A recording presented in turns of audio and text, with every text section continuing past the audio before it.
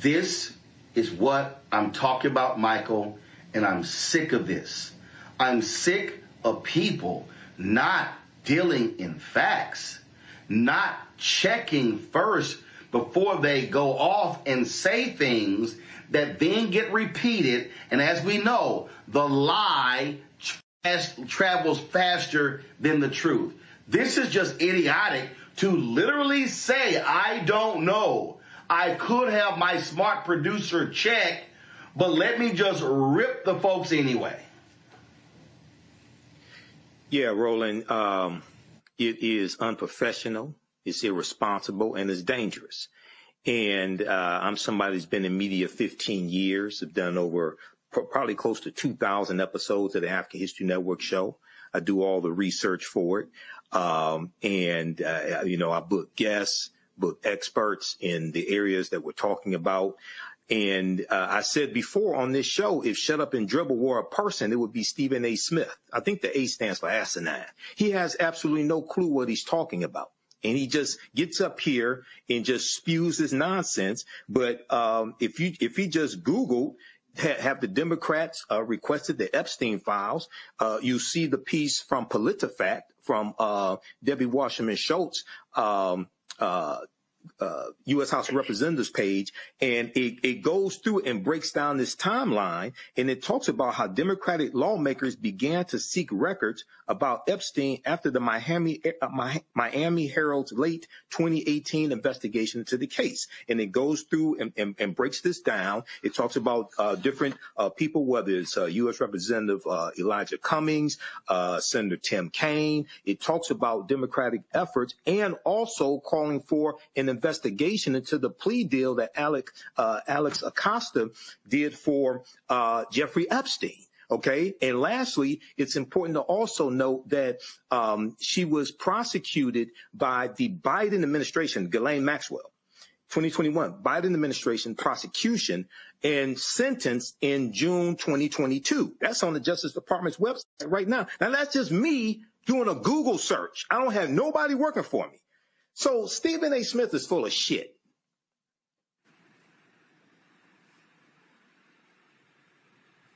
Last 48 hours, a lot of stuff being talked about in Washington, D.C. as a result of these emails from Jeffrey Epstein being released.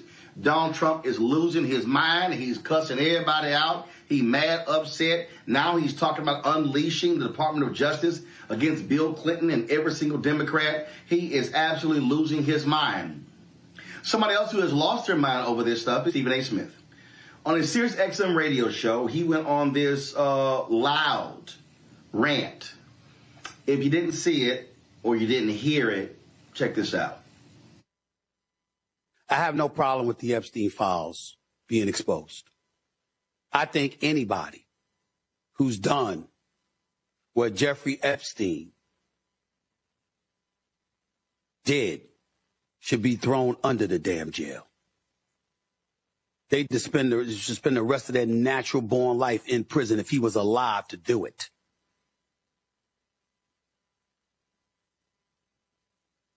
Young girls being sexually molested is as disgusting as it gets. It is as vile as it gets. We ain't making any excuses for anybody like that.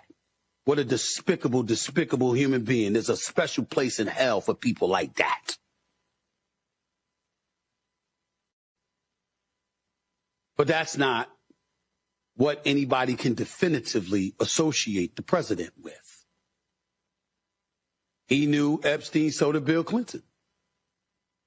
So did a plethora of other famous people inside and outside the world of politics. Incriminating emails, well, what specifically and how significant was it? And when we sit up there as Democrats and we're applauding on the House floor, now that Alita Grijalva was there talking about she'll be the final vote to sit up there and open the Epstein files, and everybody's applauding for the Democratic Party. Ladies and gentlemen, keep in mind that the Epstein files were in existence and free to have been opened during the Biden administration. You were there for 4 years. How come you didn't open it as a Democratic Party then? What am I missing? I'm not saying I know. It's a legitimate question. Maybe I don't remember the answer. Maybe my extraordinary producers should be able to help me during the commercial break. But from my understanding, the same files that were open or being open now with the 220 pages of documents or whatever it is, with various emails, that could have been done when Biden was in office. Well, why didn't you do it? If it's so important now. What were the Democrats doing at that particular moment in time? See, this is the kind of stuff that smells.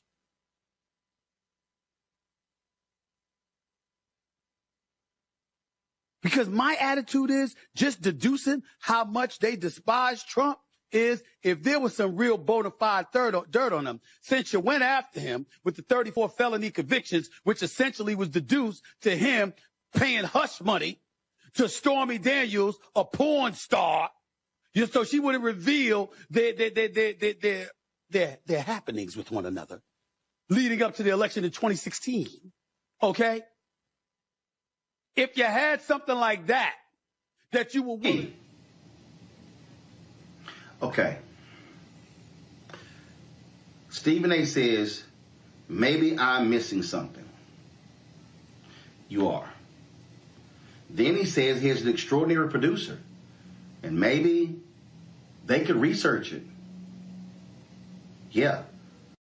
How about you do the damn research before you go on the air on an epic rant, Stephen A.? Like, I don't understand why black people or other folks with shows don't know how to do research before they open their mouths.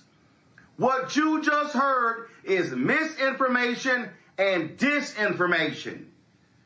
Do you know who corrected Stephen A.? Somebody named Julie K. Brown.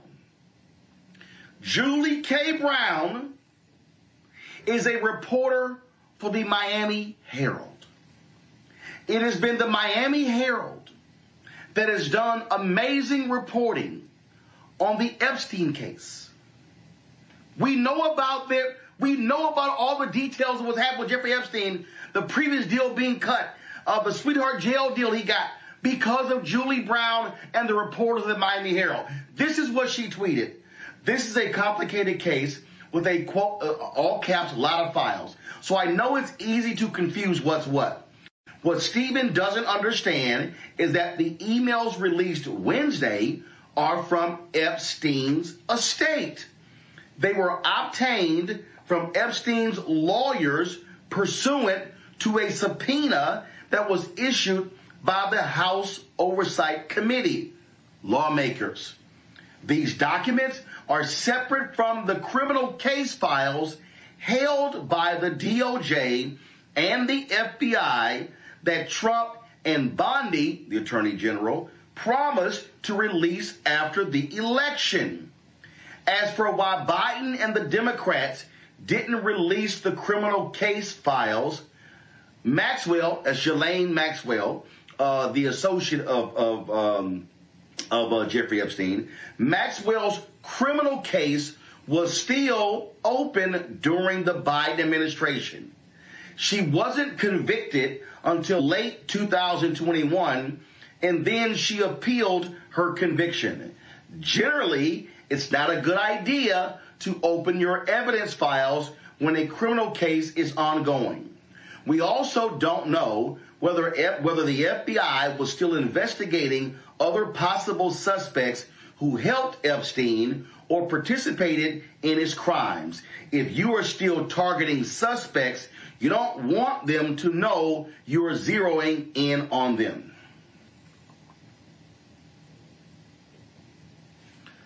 This is what I keep trying to tell these people who are in media.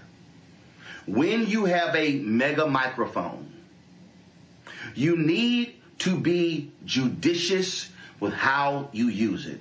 You need to be careful with what you say and how you say it, and you need to have your facts right. So when people are in, listening to you. They're taking cues from you.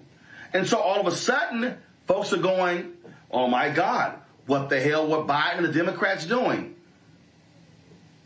They couldn't release them because they didn't have them. And so Stephen A. is broadcasting on Sirius XM radio all around the country. And people are taking his clip and they're reposting it on Twitter, on Instagram, on Facebook, on TikTok, on Snapchat, on Fanbase, on Spoutable, Spill, LinkedIn, everywhere. And he's wrong. And see, this is what I cannot stand. I cannot stand when a journalist or a media personality says, I'm just asking a question. I'm just giving my opinion. What the hell are you talking about? I get asking questions. So here's how it worked. Stephen A., you and your producing team, you book experts like a Julie Brown. And in fact, it would be smart for y'all to book her on Monday or Tuesday or Wednesday or Thursday or Friday. What you do is you ask the experts the question. You say, Julie, you're a reporter with the Miami Herald. You've been covering this story for years. Can you explain to me why these files were released now and not when Biden was president? That's how you ask a question. But Stephen A. didn't ask a question. Stephen A. asked a question and then gave his answer to the question, and but before doing so, admitting he didn't actually know the answer. Do y'all know how dangerous that is? That's the equivalent. That's the equivalent of going off on a player for not suiting up. And then you find out later, oh, he was injured. Did you check and call before you attacked the player for being injured? This is what I'm talking about, Michael, and I'm sick of this. I'm sick of people not dealing in facts, not checking first before they go off and say things that then get repeated. And as we know, the lie travels faster than the truth. This is just idiotic to literally say, I don't know. I could have my smart producer check, but let me just rip the folks anyway. Yeah, Roland, it is unprofessional, it's irresponsible, and it's dangerous. And I'm somebody who's been in media 15 years. I've done over probably close to 2,000 episodes of the African History Network show. I do all the research for it. I book guests, book experts in the areas that we're talking about. And I said before on this show, if Shut Up and Dribble were a person, it would be Stephen A. Smith. I think the A stands for asinine. He has absolutely no clue what he's talking about. And he just gets up here and just spews his nonsense. But if he just Googled, have the Democrats requested the Epstein files, you see the piece from PolitiFact from Debbie Wasserman Schultz, U.S.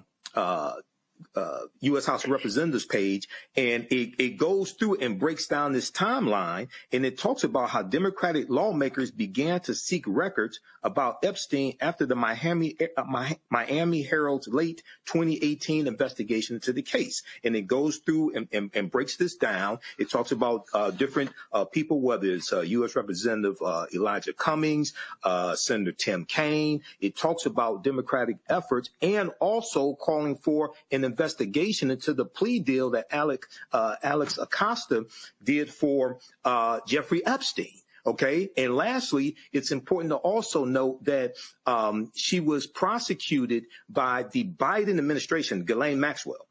2021, Biden administration prosecution and sentence in June 2022. That's on the Justice Department's website right now. Now, that's just me doing a Google search. I don't have nobody working for me.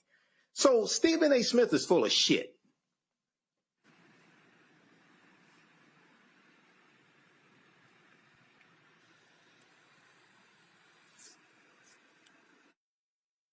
I don't, when Coney, I'm just,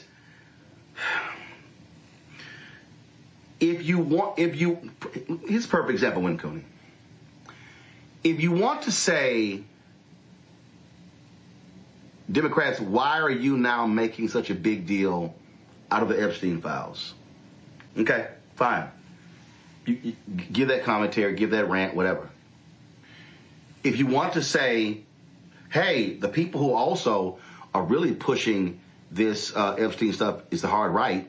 Now, if you want to criticize them, okay, go right ahead. But what I don't understand is how you literally admit that you don't know the facts, and then you then choose to opine on what happened not knowing the facts. Here's the deal. I don't know all the ins and outs of the Jeffrey Epstein story. But what I do know is that I follow Julie K. Brown. And what I do know, when Cooney, is that she follows me. And I have been following her Twitter feed for quite some time. And I get the facts from her. And if I had a question regarding this case that I wasn't sure about, it's a good bet. The first thing I'm going to do is go to her feed, because she truly is the expert on this, because she's been covering from day one. Well, that would be too intelligent for Stephen A. Smith to do, Roland. I want Black people to stop getting their political news from Stephen A. Smith.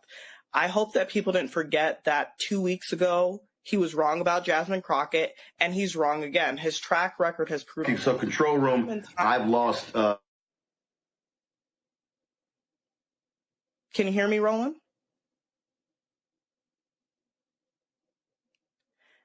His track record has proven time and time again that he's made it the issue of the public to go fact check and see what he's saying is true or not true. And in this case, it's clearly not true. We already went through all the logistics on why his statements were erroneous. And then 2 weeks ago, when he spoke about his public critique of Jasmine Crockett, he was lambasted by Black media and the Black community for getting it wrong. Yet he's still not learned his lesson on how to fact check. He's still not learned his lesson on how to do basic research to ensure that what he's saying is right.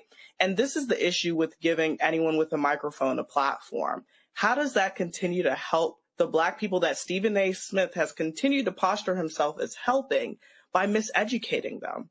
Continuing to miseducate Black people is an issue. Not only that, but in the salacious rant, he makes it a party issue. I think anybody on this platform can agree that this is not a party issue. It's not about Democrats and Republicans. This issue is an issue about, something salacious like a sex crime involving minors, and everybody involved needs to be held accountable for it. By again making it a Republican Democratic issue and saying, why didn't the Democrats unseal the files sooner? Why wasn't this done? Why wasn't that done? And pointing it to the Democrats. Oftentimes I ask myself, is Stephen A. Smith being paid by the Republican Party? Because he's doing a fantastic job of following the footsteps of President Trump in terms of miseducation. So we really have to see that stop. And if Stephen A. Smith is going to continue to posture himself as a champion of Black people, he needs to start by getting the facts right. So, my opinion on it is I think when Cooney's right, I didn't get a chance to hear everything she was saying. But, one of the things I think is kind of lost in this conversation in two respects is, first, when you're somebody like Stephen A. Smith and you have the kind of following that you do, you act in a fiduciary capacity, meaning when people are listening to you, there's an element of trust, right? They need to be able to trust that what you're saying, especially when you're speaking on a topic du jour as major as the Epstein files and the release of that information, and whether the sitting president was involved in sex trafficking or involved in the abuse of minors, then you need to be, judicious, to use your word, and smart about making sure you're not spreading misinformation. But the larger overarching thing for me is the premise of his comments was that he was implying, right, that this is like politically motivated, or they didn't do this under Biden and now they're doing it under Trump. I mean, look, when somebody gets elected president, they talk about whether they're going to release their tax returns and all this other information that's relatively arcane about that person's life. You mean to tell me it's a surprise, or it's somehow immediately nefarious that the world and the country would want to know if he was involved in the sexual abuse of minors? I mean, of course, you absolutely need to know that. And we live in a per se bizarro world where the president can even have this kind of relationship with a person like Epstein and not immediately be excoriated and run out of the White House. I mean, that alone is, I think, a proof positive sign of where our society is these days. But for Stephen A. Smith to imply that people should just, immediately read into that somehow there's something nefarious going on is stupid, because Trump's been trying to hide this information. We know the Republicans have been trying to hide it. And part of it is because if you're that close to somebody, then there's a good chance you saw and or participated in things. And the American people absolutely need to know that about their sitting president. So none of that surprises me. And I think he's got a fiduciary duty to be better about the information or misinformation that he's putting out. Visit my website, AfricanHistoryNetwork.com, AfricanHistoryNetwork.com. You can register for this new 10-week online course. So we're going to teach this on Sundays, normally 4 p.m. Eastern Standard Time. We're running late today. So as soon as I finish this broadcast, I was going to start the class about 5:30 p.m. today. Because it's a holiday weekend, I'm going to do a quick introduction to the class, so you could join us for that. The class is on sale, $80.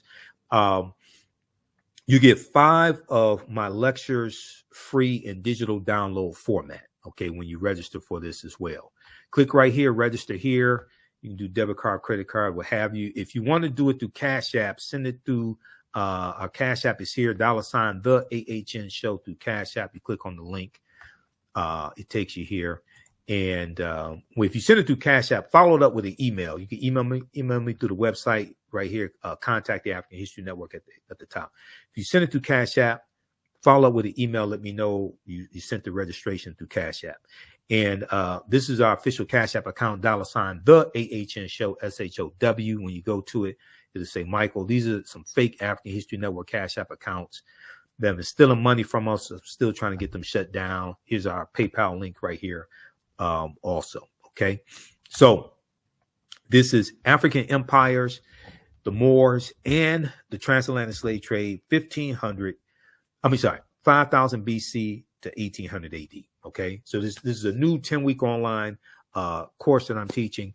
I've been teaching online history classes going back to 2017, and I put these classes together, put together the curriculum. There are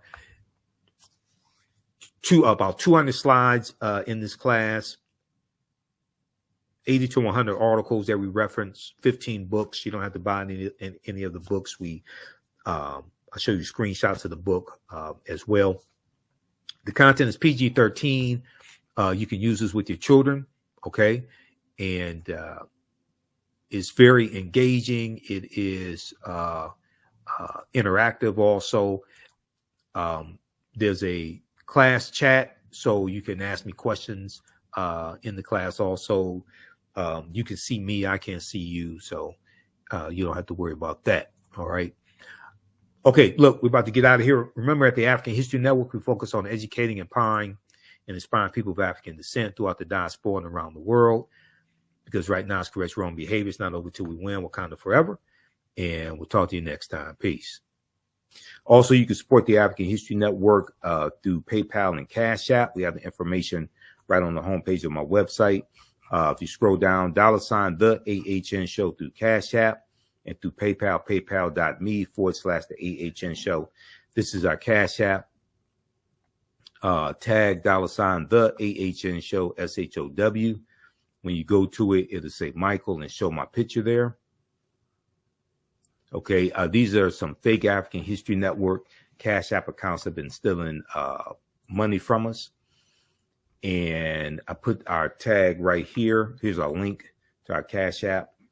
QR code Okay, so you can support us there. If you want to donate support us 5, 10, 15, 25, 50, $100, whatever it is. It definitely helps us keep doing the research, stay on the air, pay some of the bills, and broadcast the Sunday night show also. And here's our link for PayPal, paypal.me/the AHN show. Okay. All right. So look, we have to get out of here.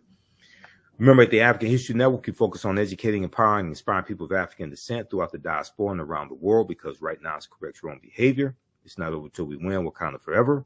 We'll talk to you next time.